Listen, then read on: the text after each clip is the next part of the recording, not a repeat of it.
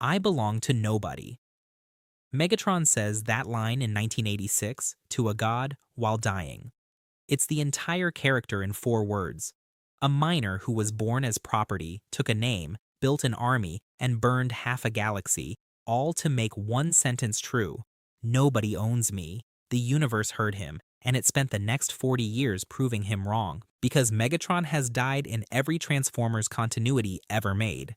And if you actually line those deaths up, the cartoon, the comics, the movies, all of it, you find the same pattern hiding in every single one. He never comes back. Something comes back wearing him. A god's puppet. A corporation's product. A corpse with someone else driving. Every death hands his body to a new owner, and every resurrection is somebody else's hand on the wheel. Twice, he chose his own death instead. Only one of those was allowed to stand. Here's where it starts. 2005, Autobot City has just ended him. Optimus Prime beat him half to death, and the Decepticons are dragging what's left aboard Astrotrain. Somewhere in deep space, the shuttle needs to lose weight. Starscream smiles. Oh, how it pains me to do this. The airlock opens, and Megatron, the warlord, the founder, the bot who swore he belonged to nobody, gets thrown into the void by his own lieutenant, screaming, grabbing at nothing. Wait, I still function. Want to bet? He falls, and falls. Frozen, discarded, dying in the dark, and then something finds him. Something the size of a planet. Something that heard him say, I belong to nobody, and took it as a challenge. The thing that found him eats planets. Its name is Unicron. It's the size of a world older than the war itself, and it has a problem only Megatron can solve. Somewhere on Cybertron, the Autobots hold the Matrix of Leadership, the one object in the universe that can destroy it. Unicron needs a soldier, and drifting through the dark half-dead and thrown away is the greatest soldier ever built. So it makes an offer. A new body, new troops, a new ship. All Megatron has to do is destroy the Matrix. Then Unicron says the price out loud, you belong to me now. And that sentence, the one Megatron built his whole existence to make impossible, gets the only answer he has ever given it. Frozen, dying, held together by almost nothing, he still throws it back at a god. I belong to nobody. Watch what happens next, because the entire franchise is hiding inside it. Unicron doesn't argue, doesn't negotiate, it just lets him hurt. Perhaps I misjudged you. Proceed, on your way to oblivion. And the agony tightens until the proudest machine in the galaxy is screaming, No, no, I accept your terms, I accept. That's the deal. His consent wasn't given, it was extracted, the way you'd pull a tooth. Now look at what he actually paid. The new name, Galvatron, wasn't his choice. Unicron assigned it, the way you'd label equipment. Even his voice was taken. Frank Welker had been Megatron from the very first episode. The studio gave Galvatron to Leonard Nimoy. Different name, different voice, different owner. And those dying soldiers drifting beside him, rebuilt into Cyclonus and Scourge without ever being asked. Unicron didn't restore one bot. It repossessed an entire command structure. There's a line fans use for this. Galvatron's beginning was Megatron's end. Megatron died in that stretch of space in every way that counts. And the thing that flew away wore his rage, his war, his hatred of Starscream. Everything except the one thing he'd die again trying to get back. Ownership.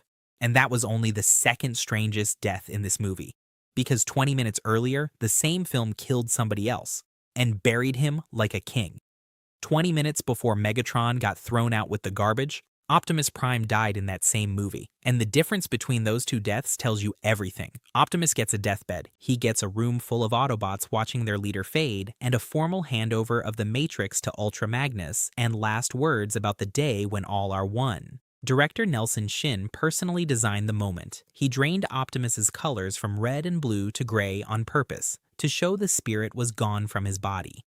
Kids in theaters were sobbing. Some walked out.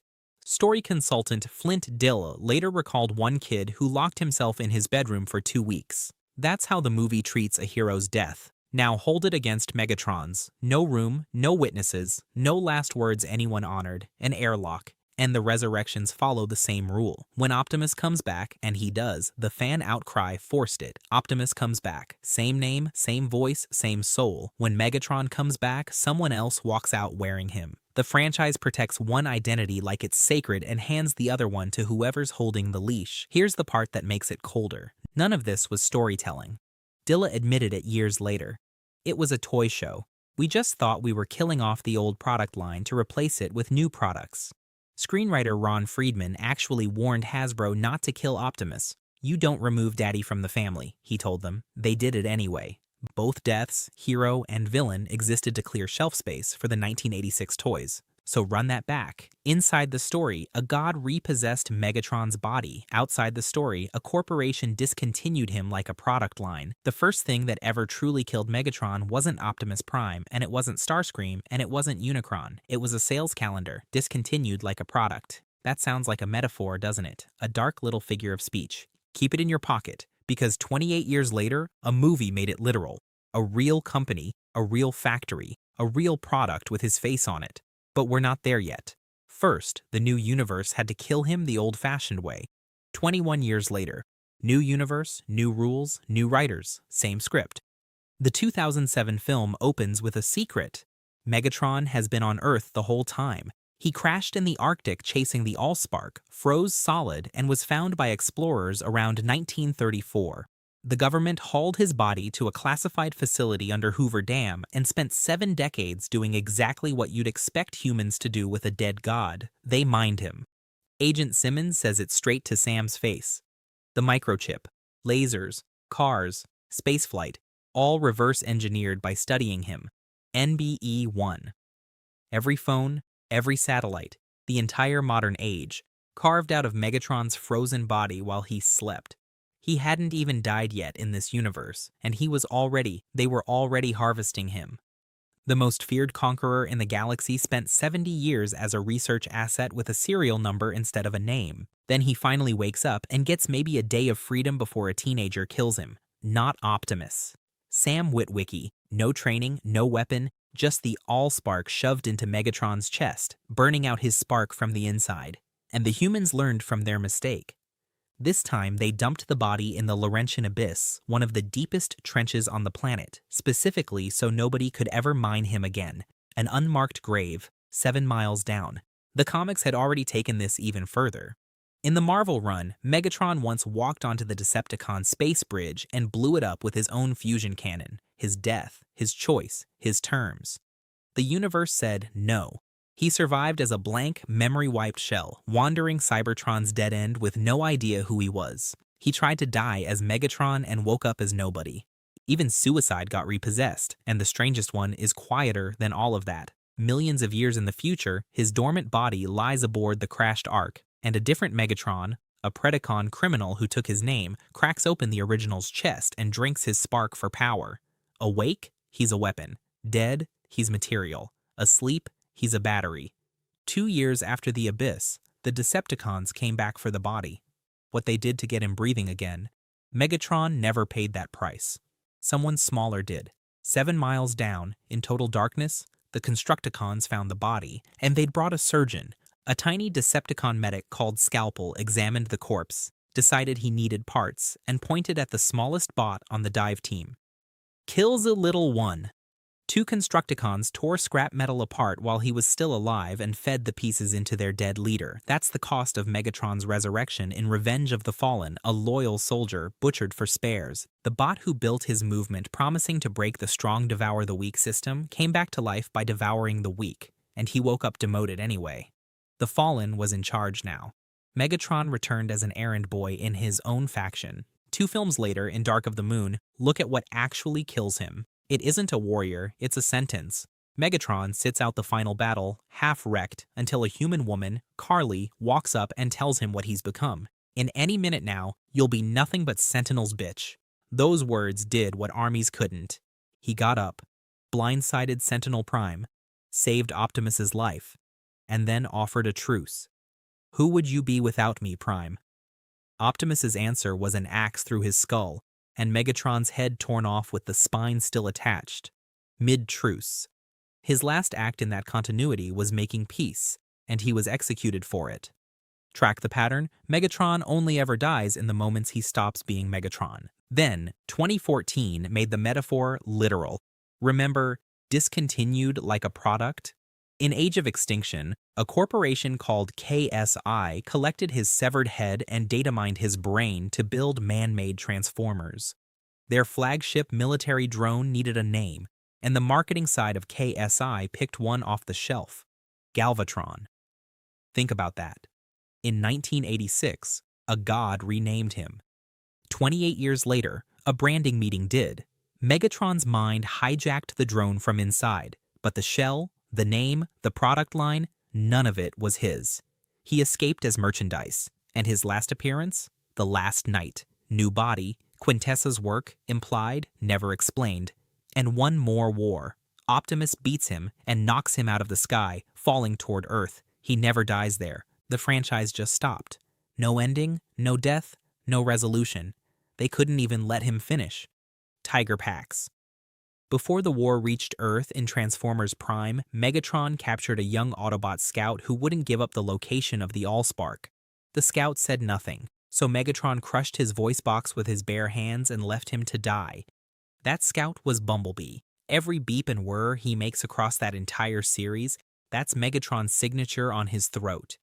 There's one more thing running underneath this whole show. Megatron spent it injecting his own spark with Dark Energon, the blood of Unicron. He treated it like a power source. Every dose made him harder to kill, and he never once asked what else the blood of a god might be doing inside him. Now the finale. Aboard the Nemesis, above the Omega Lock, Megatron beats Optimus half to death and kills Bumblebee, blasts him through the chest, drops him into the cyber matter below. It's the worst thing he does in the entire series, and it lasts about 90 seconds, because the cyber matter doesn't just repair Bumblebee, it rebuilds him. And the scout rises out of it, picks up the Starsaber, and drives it straight through Megatron's spark. Then Bumblebee speaks. "You took my voice. You will never rob anyone, of anything, ever again." His first words in the whole series. And the voice comes back at the exact moment the blade goes in. The bot who stole it is the price of getting it back. Megatron dies mid-sentence, genuinely confused, and his body falls out of the sky and burns. There is no cleaner death in this franchise. The thief killed by his victim at the precise moment of repayment. If the story ended there, it would almost be justice. It doesn't end there. Because all that dark energon he'd been pumping into his spark, the stuff he thought was power, it was a signature. Every dose bound his spark a little tighter to the thing the blood came from. Megatron spent an entire series signing a contract he never read. His body sank to the bottom of the Pacific, and then something picked it up, from the inside. The bottom of the Pacific Ocean. Megatron's corpse lies in the dark, and something ancient reaches for it. No battle, no forcing its way in. There didn't need to be one. All that dark energon Megatron had poured into his own spark was Unicron's blood, and blood answers its owner. The chains were already there. Unicron just picked them up, rebuilt the husk into something stronger, and walked it off the ocean floor like a man starting his car, and the film refuses to soften what that means. Unicron says it to Megatron's own allies more than once. This body is his vessel now. Megatron controls nothing. Nothing. Put that next to 1986. Back then, Unicron needed a yes.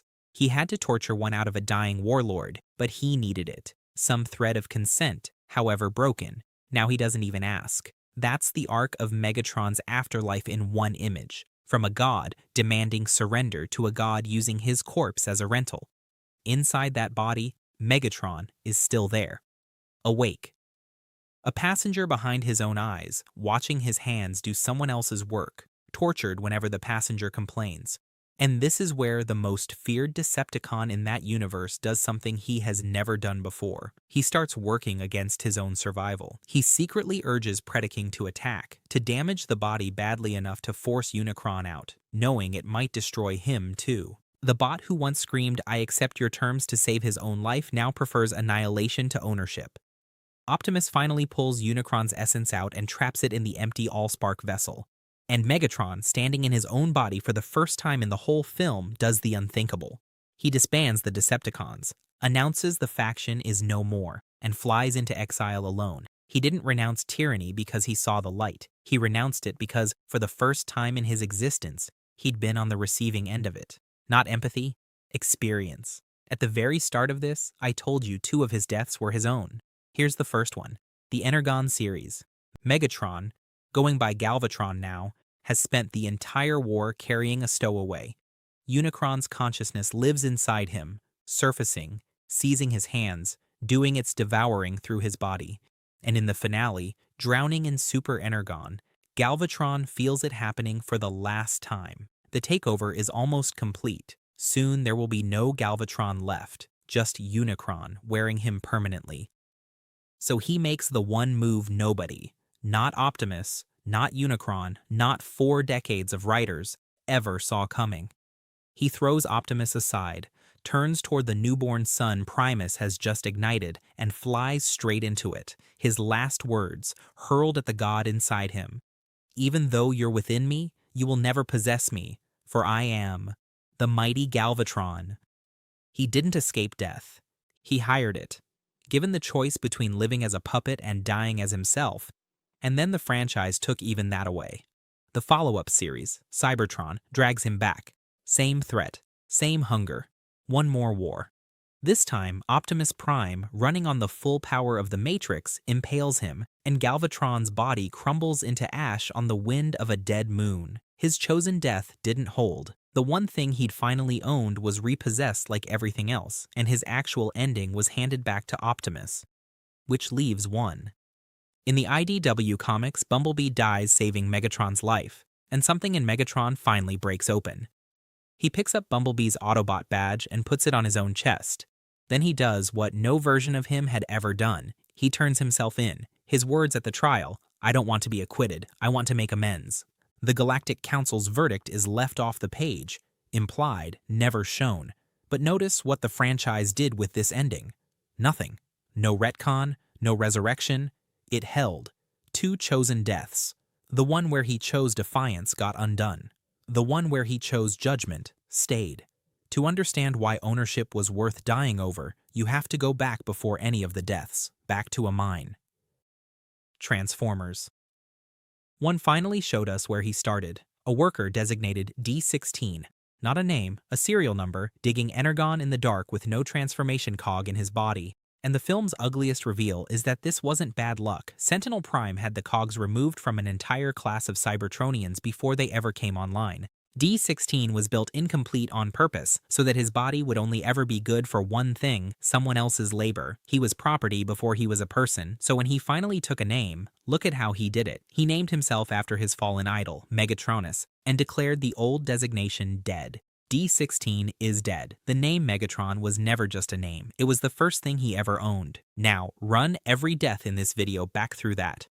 Unicron erased the name and issued a new one. KSI printed it on a product. The anti-spark drove his body while he watched from inside. Every single death took the name away and handed back the serial number. His resurrections aren't fan service. They're the same nightmare on repeat. The mine again and again, forever. And maybe that's why no writer can ever truly kill him. Watch what happens the one time he simply stops. Not dies. Stops. He disbands the Decepticons, and the story genuinely ends. The war was never Autobots versus Decepticons. The war was his will. Kill the body, and the war continues in whatever wears it next. But the day he lets go, there's nothing left to write. Megatron's tragedy isn't that he can't die. It's that dying is the only thing he's never been allowed to own. So the next time he comes back, and he will come back, don't ask how he survived. Ask who came back this time.